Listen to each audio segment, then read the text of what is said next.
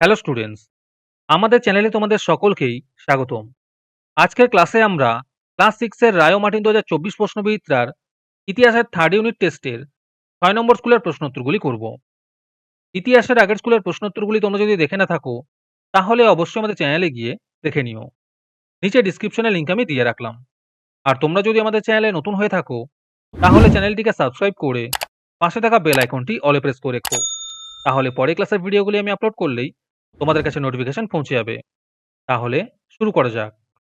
১ নম্বরে আছে সঠিক উত্তরটি নির্বাচন করে লেখো।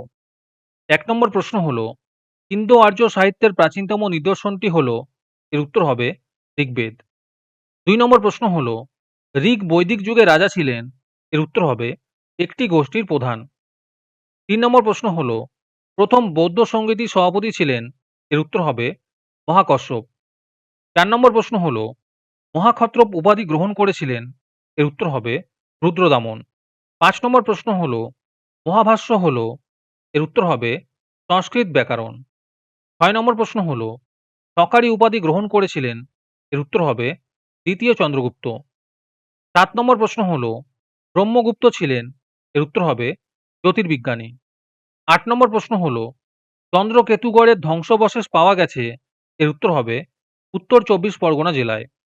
৯ নম্বর প্রশ্ন হলো, ভারতে প্রথম সাম্রাজ্য তৈরি করেন, এর উত্তর হবে মৌর্য রাজাগণ।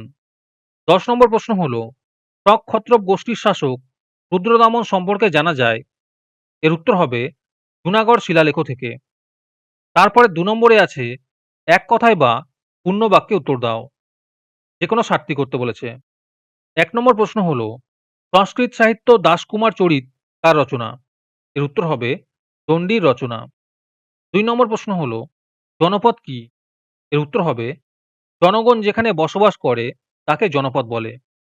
৩ নম্বর প্রশ্ন হলো, বৌদ্ধ গ্রন্থ ত্রিপিটক কোন ভাষায় লেখা, এর উত্তর হবে পালি ভাষায়।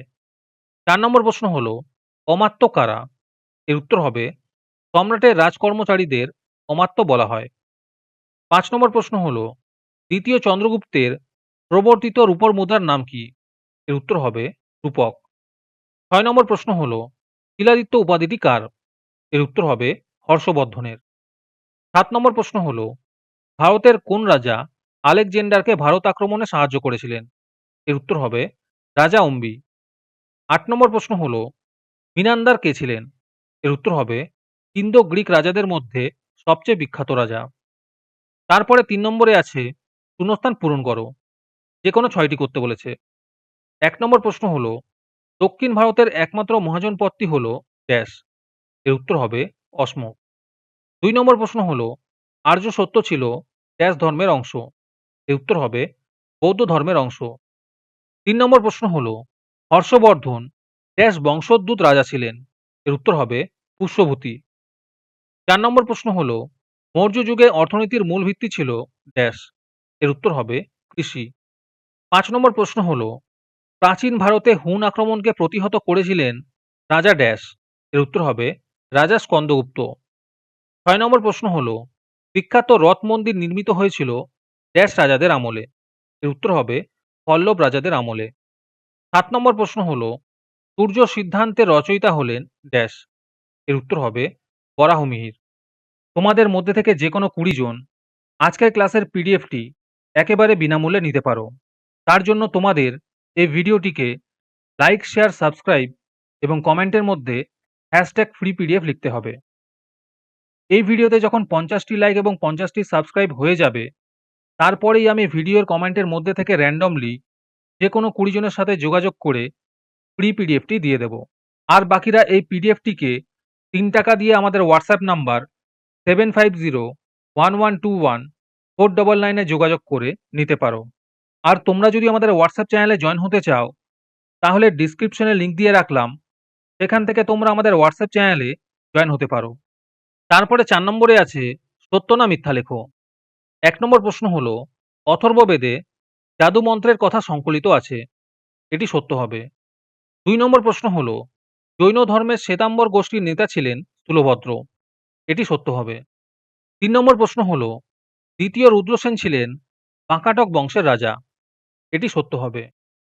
৪ নম্বর প্রশ্ন হলো, চিকিৎসা শাস্ত্রকে প্রাচীনকালে উপবেদ বলা হতো। এটি সত্য হবে। ৫ নম্বর প্রশ্ন হলো, আজীবিকদের জন্য গুপ্ত রাজারা গুহাবাস নির্মাণ করেছিলেন। এটি মিথ্যা হবে। ৬ নম্বর প্রশ্ন হলো, কার্যাপণ্য ছিল এক ধরনের রাজস্ব। এটি মিথ্যা হবে। তারপরে ৫ নম্বরে আছে, নিম্নলিখিত প্রশ্নগুলির ২-৩টি বাক্যে উত্তর দাও। যেকোনো ৮টি করতে বলেছে। এই প্রশ্নের উত্তরগুলি আমি তোমাদের দেখিয়ে দিচ্ছি। তোমরা দেখে, দেখে নোট ডাউন করে নিও। ১ নম্বর প্রশ্ন হলো, বৈদিক যুগে রাজা হওয়ার বিভিন্ন উপায়গুলি লেখো। ২ নম্বর প্রশ্ন হলো, পঞ্চম মহাব্রতের টীকা লেখো। ৩ নম্বর প্রশ্ন হলো, বৌদ্ধ ধর্মে বৌদ্ধ সংগীতের গুরুত্ব লেখো।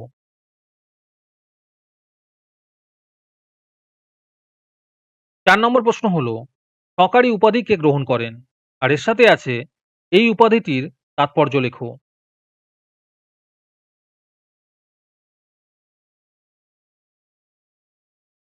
৫ নম্বর প্রশ্ন হলো, মৌর্য আমলে ভারতের কৃষি ব্যবস্থা কেমন ছিল?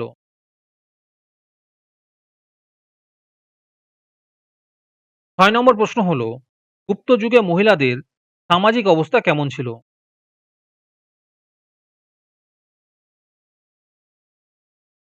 ৭ নম্বর প্রশ্ন হলো, গুহাবাস কি? ৮ নম্বর প্রশ্ন হলো, মিলিন্দ পঞ্চহ কি?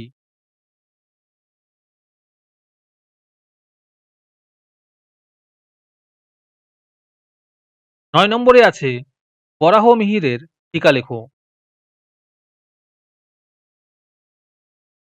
১০ নম্বর প্রশ্ন হলো, মুদ্রা রাক্ষস ও দেবী চন্দ্রগুপ্তম নাটক দুটির বিষয়বস্তু লেখো।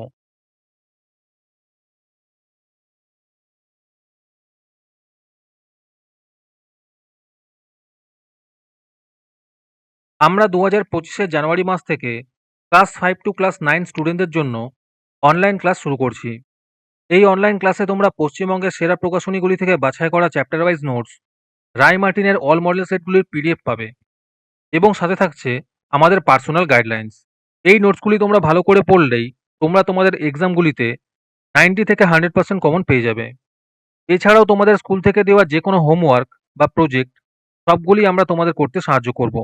এই সব সুবিধাগুলি তোমরা আমাদের অনলাইন ক্লাসে অ্যাডমিশন নিলেই পেয়ে যাবে।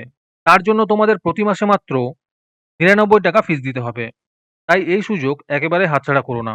রেজিস্ট্রেশন শুরু হয়ে গিয়েছে এবং রেজিস্ট্রেশনের সময় তোমাদের ৫ টাকা দিয়ে রেজিস্ট্রেশন করতে হবে এবং তারপরেই তোমরা একটি রোল নাম্বার পেয়ে যাবে। আমরা পেমেন্টগুলি ফোনপে, গুগল পে এবং পেটিএমের মাধ্যমেই নিয়ে থাকি। আর যাদের এগুলি নেই, তোমরা তোমাদের কোনো রিলেটিভ অথবা কাছাকাছি কোনো জেরক্সের দোকানে গিয়ে আমাদের পেমেন্ট করে আমাদের ক্লাসে জয়েন হতে পারো। এই বিষয়ে আরও বিস্তারিত জানতে আমাদের হোয়াটসঅ্যাপ নাম্বার 7501121499 যোগাযোগ করতে পারো। রেজিস্ট্রেশন করতে লেট করো না, কারণ আমাদের সিট লিমিটেড আছে। তারপরে ৬ নম্বরে আছে, ৪-৫টি বাক্যে সংক্ষিপ্ত প্রশ্নের উত্তর দাও। যে কোনো ৫টি করতে বলেছে। ১ নম্বর প্রশ্ন হলো, ত্রিপিটক কি? ইহার বিষয়বস্তু লেখো। ২ নম্বরে আছে, সভা ও সমিতির টীকা লেখো।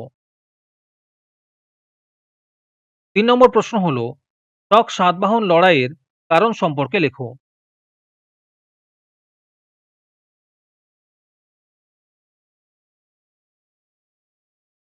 ৪ নম্বর প্রশ্ন হলো, রাজা হর্ষবর্ধনের সঙ্গে বিভিন্ন রাজশক্তির সংঘাতের বর্ণনা দাও।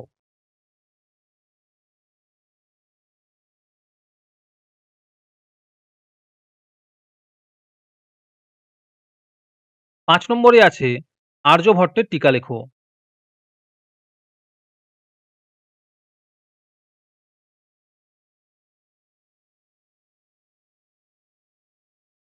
৬ নম্বর প্রশ্ন হলো, এলাহাবাদ প্রশস্তি কার রচনা? ইহার গুরুত্ব লেখো।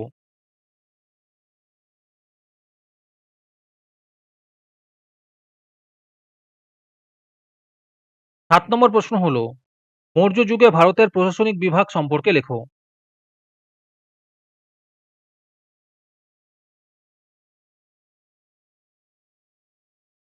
তারপরে ৭ নম্বরে আছে, যে কোনো ২টি প্রশ্নের উত্তর দাও। ১ নম্বর প্রশ্ন হলো, গুপ্ত যুগে প্রাচীন ভারতের অর্থনৈতিক ব্যবস্থার পরিচয় দাও।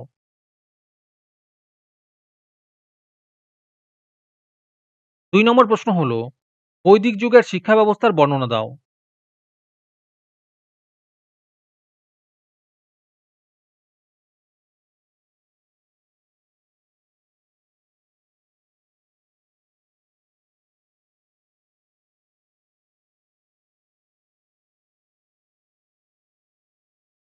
৩ নম্বর প্রশ্ন হলো, নব্য ধর্ম আন্দোলনের কারণ লেখো।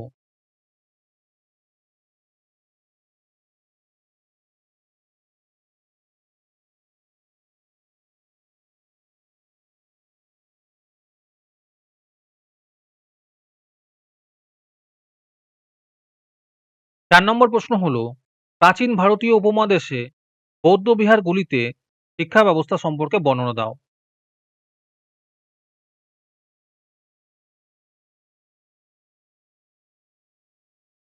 আজকের ক্লাসটি তোমাদের ভালো লেগে থাকলে অবশ্যই একটি লাইক এবং বন্ধুদের কাছে শেয়ার করে দিও। পরের স্কুলগুলির প্রশ্নোত্তরের ভিডিও তাড়াতাড়ি পেতে চ্যানেলটিকে অবশ্যই সাবস্ক্রাইব করে রেখো। তাহলে দেখা হচ্ছে পরের ক্লাসে।